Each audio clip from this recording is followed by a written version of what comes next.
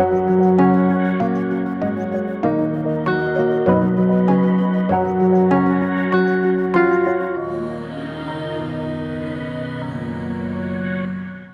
പേര് രമ്യ അരുൺ. ഞാനിപ്പോൾ പാലക്കാട് നിന്ന് വരുന്നു. എന്നെ കല്യാണം കഴിച്ചു വിട്ടതാണ് പാലക്കാട്. എൻ്റെ വീട് ഇടുക്കി ജില്ലയിൽ മുണ്ടക്കയത്ത് കൂട്ടിക്കൽ എന്ന സ്ഥലത്താണ്. എനിക്കിപ്പോൾ ഇവിടെ സാക്ഷ്യം പറയാൻ പറ്റിയത് തന്നെ ഒരു മിറാക്കിളാണ്. കാരണം ഞാൻ ഇവിടെ സാക്ഷ്യം പറയാൻ പറ്റുമെന്ന് വിചാരിച്ചു വന്നതല്ല, എന്നെ മാതാവ് കയറ്റിയതാണ് ഇപ്പോൾ യാദൃശ്ചികമായിട്ട്. ഞാൻ ആദ്യമായിട്ട് ഉടമ്പടി എടുക്കുന്നത് 2023 ജൂണിലാണ്. ഡേറ്റ് എനിക്ക് ഓർമ്മയില്ല. അപ്പം ഞാൻ ഇവിടെ വരാൻ ഉടമ്പടി എടുക്കാണ്ട സാഹചര്യം ഞാൻ പാലക്കാടായിരുന്നപ്പോൾ ന്യൂമോണിയയും കോവിഡും പിടിച്ച് ഞാൻ അവിടെ ഒരു ഹോസ്പിറ്റലിൽ അഡ്മിറ്റായി കിടക്കുമ്പോൾ ഞാൻ ഫോൺ വഴി ഇങ്ങനെ കുറച്ച് സാക്ഷ്യങ്ങളും പിന്നെ ആലപ്പുഴയിൽ ഇതുപോലെ ഉടമ്പടി എടുത്ത് ഇങ്ങനെ നിയോഗം സമർപ്പിച്ചവൻ സാധിക്കുമെന്ന് അങ്ങനെയൊക്കെ കുറേ ഇത് കണ്ടു. അപ്പം ഞാൻ വളരെയേറെ ദുഃഖത്തിലായിരുന്നു അന്നേരം. ഇത് കണ്ട് ഞാൻ അപ്പം ഇങ്ങനെ മനസ്സിൽ പ്രാർത്ഥിച്ചു, മാതാവേ എനിക്ക് ഇവിടെ എത്തിച്ചേരാനുള്ള വഴിയൊന്നും അറിയത്തില്ല, അതിൽ ഞാൻ പാലക്കാടല്ലേ എങ്ങനെ എത്തും? അപ്പം ആലപ്പുഴയിലാണെന്നറിയാം, ആലപ്പുഴ എൻ്റെ അമ്മയുടെ ആൾക്കാരും കാര്യങ്ങളൊക്കെ ഉണ്ട്.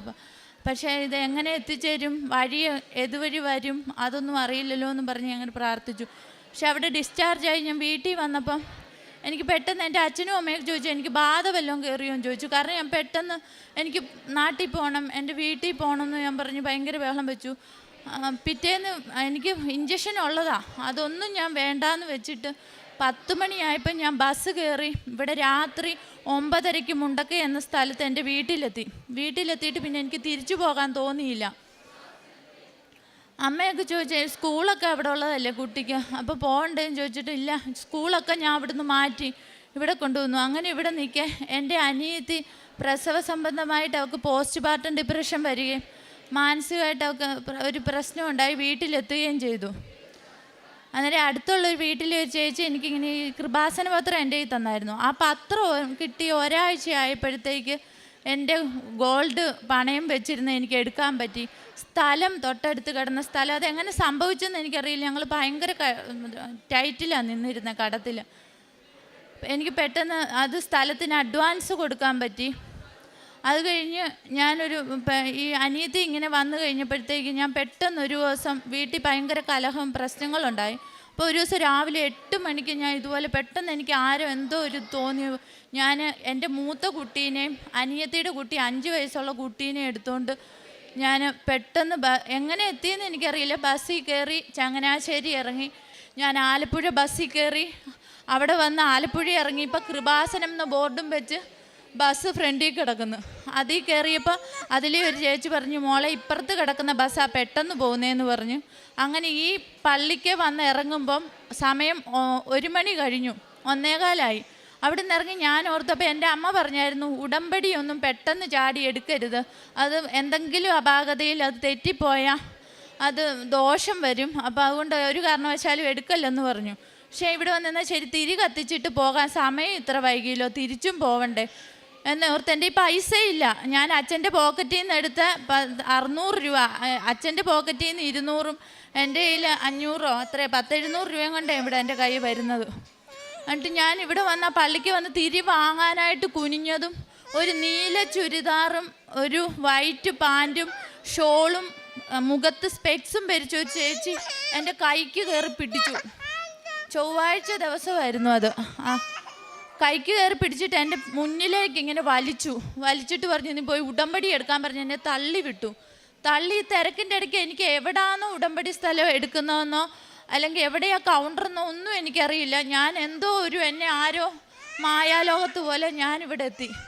ആ കൗണ്ടറിൻ്റെ അവിടെ എത്തി. ഒരു സെക്യൂരിറ്റി എന്നോട് പെട്ടെന്ന് എന്നോട് പറഞ്ഞു 2 മണിക്ക് ഉടമ്പടി ക്ലാസ് ആരംഭിക്കും, പിള്ളേർക്ക് ഭക്ഷണമൊന്നും കൊടുത്തിട്ടില്ലല്ലോ, വേഗം ഭക്ഷണം കഴിച്ച് വന്നോളാൻ പറഞ്ഞു.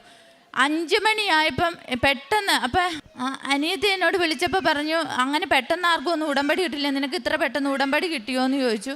അങ്ങനെ ഞാൻ ഇവിടെ ഒരു ദിവസം തങ്ങാനും പറ്റി. പിറ്റേന്ന് ഇവിടെ കുർബാനയും കൂടിയിട്ടാണ് ഞാൻ തിരിച്ച് വീട്ടിൽ പോകുന്നത്. പക്ഷേ ആ ഉടമ്പടി എനിക്ക് എൻ്റെ വീട്ടിലെ പ്രശ്നം കാരണം എനിക്ക് പൂർത്തീകരിക്കാൻ പറ്റിയില്ല. അത് ഇതായിപ്പോയി, ഉഴപ്പിപ്പോയി. അതെൻ്റെ മനഃപൂർവ്വമുള്ള പ്രശ്നം കൊണ്ടല്ല, അതെൻ്റെ വീട്ടിൽ പ്രശ്നം കാരണമായിരുന്നു. എനിക്കൊരു മാനസികമായ പ്രശ്നം വരികയും 2 മണിക്ക് രാത്രി 2 മണിക്കൊക്കെ തുണി കഴുകാൻ കല്ലിലിട്ട് തുണി അടിക്കുകയും അങ്ങനെയൊക്കെ ഉണ്ടായി. പക്ഷേ മാതാവ് അന്ന് രാത്രി സ്വപ്നത്തിൽ ഇങ്ങനെ പല പല വെളുത്ത രൂപങ്ങളായിട്ട് മാതാവ് പ്രത്യക്ഷപ്പെടുകയും എൻ്റെ കാര്യങ്ങൾ ഞാൻ ഉടമ്പടി ഉഴപ്പിയിട്ട് ഞാൻ വെച്ച നിയമങ്ങൾ എനിക്ക് സാധിച്ചു കിട്ടി. സ്ഥലം വാങ്ങാൻ പറ്റി. എൻ്റെ അനിയത്തിയെ ഭർത്തൃ വീട്ടുകാർ ഒരു പ്രശ്നവും ഇല്ലാതെ കൂട്ടിക്കൊണ്ട് പോയി. അതെല്ലാം കഴിഞ്ഞിട്ട് എൻ്റെ ഈ മൂത്ത കുട്ടി അരുന്ധതി അതിന് ജനിച്ച് 12 ദിവസമായപ്പോൾ തൊട്ട് ഈ ആസ്മയുടെ ഒരു പ്രശ്നമുണ്ട്. അത് തെളിയുന്ന 3 വയസ്സില്ല. 3 വയസ്സ് തൊട്ട് 9 വയസ്സ് വരെയും ഇൻഹെയിലർ കണ്ടിന്യൂസ് 2 ഇൻഹെയിലർ ഉപയോഗിക്കുന്നുണ്ടായിരുന്നു.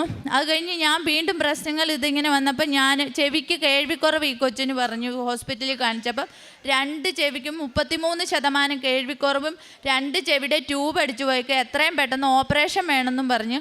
അപ്പം ഞാൻ പെട്ടെന്ന് ഈ ഉടമ്പടിയുടെ ഇത് മൂലമാണോ എന്ന് ഓർത്ത് ഇവിടെ വരികയും അച്ഛനെ കാണാൻ പറ്റും. അന്നും ഇതുപോലെ മിറാക്കിൾ പോലെ അച്ഛനെ കണ്ട് ബ്ലെസ്സിങ് കിട്ടി തിരിച്ച് വീണ്ടും ഈ കൊച്ചിന് വീട്ടിൽ ചെന്നപ്പോൾ അസുഖം കൂടി ആശുപത്രി കൊണ്ടുവന്നപ്പോൾ അന്ന് കാണിച്ച ചെവിയുടെ ഡോക്ടർ അവിടെ ഇല്ല. ആ ഡോക്ടറോട് ഞാൻ കാര്യം പറഞ്ഞു. ഡോക്ടർ ആ പഴയ എക്സ്റേ എടുത്തിട്ട് നോക്കിയിട്ട് പറഞ്ഞു അങ്ങനെ ഒരു സംഭവം അതിൻ്റെ അകത്തില്ല. ഈ കൊച്ചിന് ചെവിക്ക് ഒരു കുഴപ്പവുമില്ല. ജലദോഷത്തിൻ്റെ വരുന്നത് വെറുതെ മൂക്കടയ്ക്കുന്നത് മാത്രമാണ്. അതുപോലെ ആസ്മ എത്ര വർഷമായിട്ടുണ്ടായിരുന്നു. ഇപ്പം ഈ കൊച്ചിന് ആസ്മ എന്ന് പറയുന്ന രോഗം അതില്ല. മറ്റേ സ്കൂളിൽ അടുപ്പിച്ച് പോകാൻ പറ്റില്ലായിരുന്നു. ഇപ്പം ഞാൻ വീണ്ടും വാടകയ്ക്ക് ഇവിടെ പാലക്കാട് തന്നെ വന്ന് താമസം ആരംഭിച്ചു. 2ാമത് വീണ്ടും വന്ന് ഞാൻ ഉടമ്പടി എടുത്തു. ഇപ്പം ആ ഉടമ്പടിയിലൂടെ തന്നെയാണ് ഞാൻ പോകുന്നത്. എന്നെ ഇപ്പം നിലനിർത്തുന്നത് ഈ മാതാവാണ്. പിന്നെ ഞാൻ ഈ സിസ്റ്ററോട് പറയാത്തൊരു കാര്യം കൂടെ ഉണ്ട്. എൻ്റെ കാശ് രൂപം, എൻ്റെ ആദ്യത്തെ കാശ് രൂപം നഷ്ടപ്പെട്ട് എനിക്ക് പോയതായിരുന്നു. ഞാനും ഈ കൊച്ചും കരഞ്ഞു. കാരണം ഞങ്ങൾക്ക് തുണ ആ മാതാവ്, ആ കാശ് രൂപമായിരുന്നു ബലം. അത് പോയത് എനിക്ക് ഭയങ്കര ഇതായി. അപ്പം രാത്രി 2 മണിക്ക് എന്നെ സ്വപ്നത്തിൽ റൗണ്ട് ചെയ്ത് കാശ് രൂപം കാണിച്ചിട്ട് ഒരു കുട്ടി വന്ന് 9:30 ഇങ്ങനെ എൻ്റെ കയ്യിൽ തന്നിട്ട് 9:30 ഈ കാശ് രൂപം കിട്ടിയെന്ന് സ്വപ്നത്തിൽ പറഞ്ഞു. അത് തന്നെ പിറ്റേന്ന് രാവിലെ എൻ്റെ ബെഡിൽ ഞങ്ങൾ അന്ന് രാത്രി ആ ബെഡിൽ കിടന്നുറങ്ങിയതാണ്. ആ ബെഡ്ഷീറ്റ് ഒരുപാട് തവണ കുടഞ്ഞു വിരിച്ചതാണ്, എല്ലാം ചെയ്തതാണ്. പക്ഷെ അന്ന് നോക്കിയപ്പോൾ ആ കാശ് രൂപം ആ ബെഡിൽ ആരോ കൊണ്ടുവച്ചു. അത് മാതാവ് തന്നെ ആ കാശ് രൂപം കൊണ്ടുവച്ചു. ആ കാശ് രൂപം ഈ കൊച്ചിൻ്റെ കഴുത്തിലിടാൻ വേണ്ടി എന്നെ കൊണ്ട് വീണ്ടും മാതാവ് ഉടമ്പടി എടുപ്പിച്ചാന്ന് എനിക്ക് മനസ്സിലായി. അതേ കാശ് രൂപമാണ് ഇന്ന് ഈ കൊച്ചിൻ്റെ കഴുത്തിൽ ഇവിടെ ഈ കാശ് രൂപം കിടക്കുന്നത്.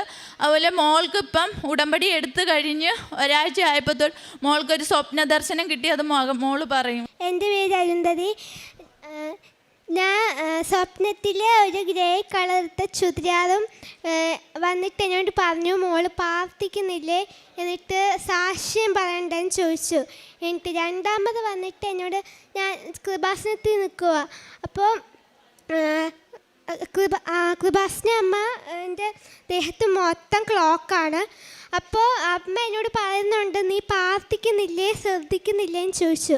അപ്പം ഞാൻ പറഞ്ഞു ഇതിനകത്ത് കൊടുത്തിരിക്കുന്ന സമയം ഏതാണെന്ന് ചോദിച്ചു. അപ്പം അമ്മ പറഞ്ഞു ഇതിനകത്ത് കൊടുത്തിരിക്കുന്ന സമയം 5:07 എന്നാണ്.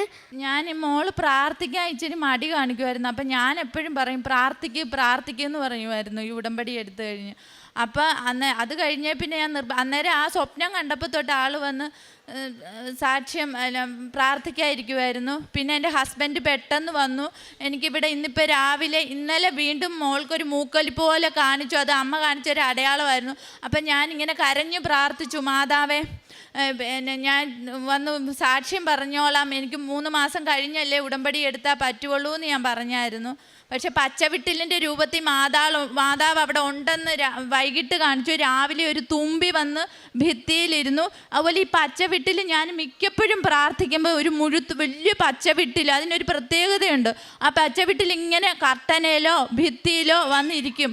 അത് ഞാനിവിടെ നിയോഗത്തിൽ എഴുതിയത് 2ാമത് ഉടമ്പടി എടുത്തപ്പോൾ എഴുതിയ മോൾക്ക് അസുഖം മാറണം, ബാക്കി മൊത്തം മാതാവ് എൻ്റെ കൂടെ വരണം, മാതാവ് എൻ്റെ കൂടെ മരണം വരെയും കൂടെ കാണണമെന്നാണ്. കാരണം ഇപ്പം എൻ്റെ കൂട്ടത്തിൽ ഞാനും പിള്ളേർ മാത്രം ഒരു വീട്ടിൽ താമസിക്കുന്നത്. ഇപ്പം എൻ്റെ അച്ഛനും അമ്മയായിട്ട് നിൽക്കുന്നത് ഈശോയും മാതാവുമാണ്. ഈ കൃപാസനം അമ്മയാണ് എൻ്റെ അമ്മയായിട്ട് ഒരു ചെറിയ ചെറിയ മൈന്യൂട്ടായിട്ടുള്ള കാര്യങ്ങൾക്ക് പോലും ചെറിയ രീതിയിൽ ഞാൻ വിളിച്ചാൽ മതി, ആ സെക്കൻഡ്. എന്നാൽ ഞാൻ ഒരുപാട് പാപം ഇത് ചെയ്യുന്നുമുണ്ട്, പക്ഷേ എന്നാലും മാതാവ് എന്നിൽ നിന്ന് വിട്ടുപോകുമെന്ന് ഇടയ്ക്ക് തോന്നാറുണ്ട്. പക്ഷേ എനിക്കറിയില്ല, വിളിച്ച് സെക്കൻഡുകൾക്കുള്ളിൽ കാണും. ഈ കൊച്ചിനെ ഹോസ്പിറ്റലിൽ ഞാൻ കയറാത്ത ഹോസ്പിറ്റലുകളില്ല.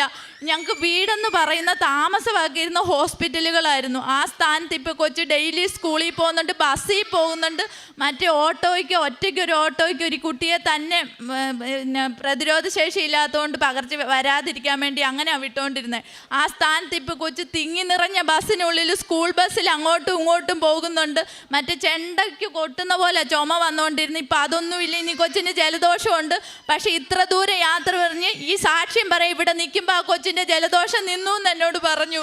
ഞാൻ പ്രാർത്ഥിച്ചായിരുന്നു, മാതാവേ ഞാൻ തിരിച്ചു പോകുമ്പോൾ ഈ കുട്ടിയുടെ ഈ ജലദോഷം ഇത് പൂർണ്ണമായിട്ടും മാറണം, നാളെ എൻ്റെ മകൾക്ക് സ്കൂളിൽ പോകാൻ പറ്റണം എന്ന്. അതുപോലെ ഇങ്ങനെ പോകാൻ പറ്റില്ല. ഡെയിലി മാസത്തിൽ 4 തവണയാണ് അഡ്മിറ്റ് ആകുന്നു ഓരോ ഹോസ്പിറ്റലുകളിലും. ഇപ്പോൾ അതേ സ്ഥാനത്ത് അഡ്മിറ്റ് ആക്കാതെ മാതാവ് തന്നെ എനിക്കൊരു ആശുപത്രി മരിയൻ സെൻറ്റർ എന്നും പറഞ്ഞ് പാലായിൽ കാണിച്ചു തന്നു. ആ ഡോക്ടർ അവിടെ ചെന്നപ്പോൾ പറഞ്ഞു, ഇത് കുറച്ച് ഉപയോഗിച്ചിട്ട് പിന്നീട് മരുന്ന് നിർത്താം, ഇപ്പം ഇൻഹേലർ അങ്ങനെ തന്നെ പൊയ്ക്കോട്ടെ, അത് മാത്രമേ ഉള്ളൂ, അതെല്ലാം അഡ്മിറ്റ് ആക്കാനൊന്നും പറഞ്ഞില്ല. ആ ഡോക്ടർ പറഞ്ഞ പ്രകാരം ആ ഇൻഹേലർ ഉപയോഗിച്ചു.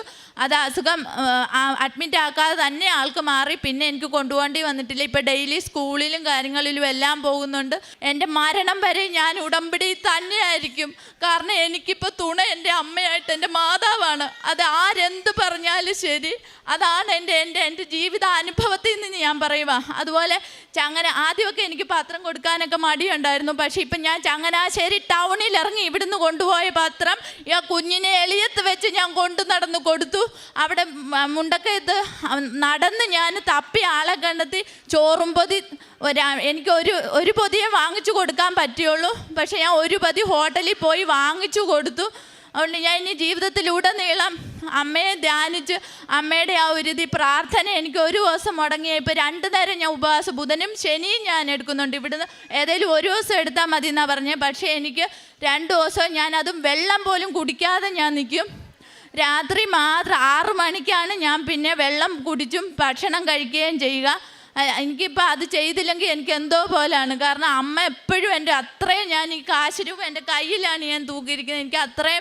എനിക്ക് അമ്മ അതുപോലെ എൻ്റെ കൂടെ ഉണ്ട്. എനിക്ക് അമ്മയെ നഷ്ടപ്പെട്ട എനിക്ക് ജീവൻ പോകുന്ന പോലെ. അതുകൊണ്ട് ഈ കാശ് രൂപ എപ്പോഴും ചിലപ്പോൾ കണ്ടില്ല എനിക്ക് എൻ്റെ ജീവൻ നഷ്ടപ്പെട്ട പോലെ തോന്നും. അതുകൊണ്ട് എന്നും ഞാൻ ജീവിതത്തിലുടനീളം ഉടമ്പടിയിലായിരിക്കും. അമ്മയോടും തിരുകുമാരനോടും 1000 നന്ദി പറഞ്ഞു.